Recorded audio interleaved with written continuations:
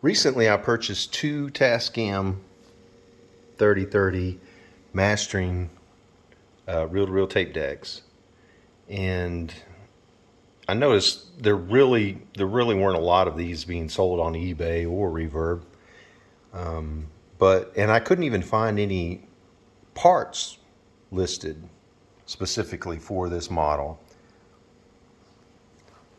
So I figured, and I found one tape machine on eBay that was being sold for parts because it wasn't working. So I decided to go ahead and get the third one just for spare parts.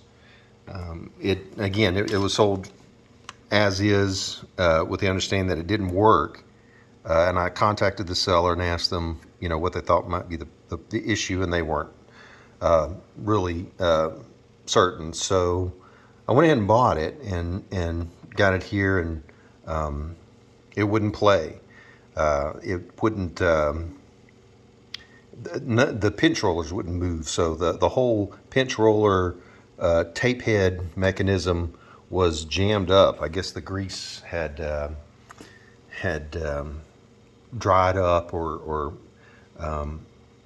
gummed up to the point to where it wouldn't move at all. So I took out that whole. I had this whole thing apart, and I took out this pinch roller flywheel mechanism and replaced the belts on it. In fact, it only had one belt, which was about to turn to mush, and I happen to have two belts, so I replaced both belts and lubed it up good and put it back in, and it worked fine.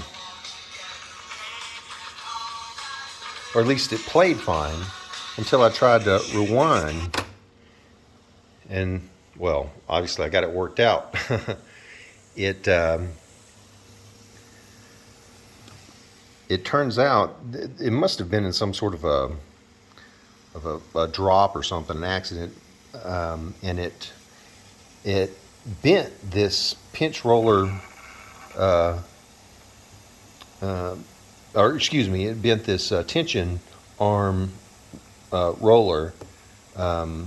It bent the shaft that goes through this roller, and so I noticed that when I spun it, it would slip a little bit, never would really tighten up, and then later on when I realized that it was bent, I tried to bend it back, it just popped right off.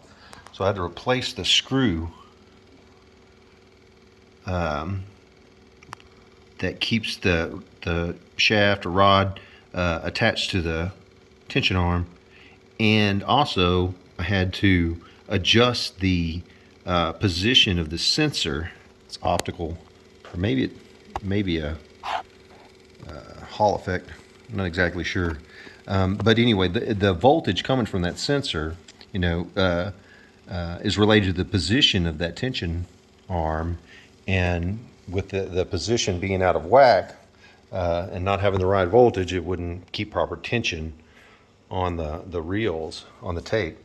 So once I got all that worked out, I got a really good deal on a tape machine.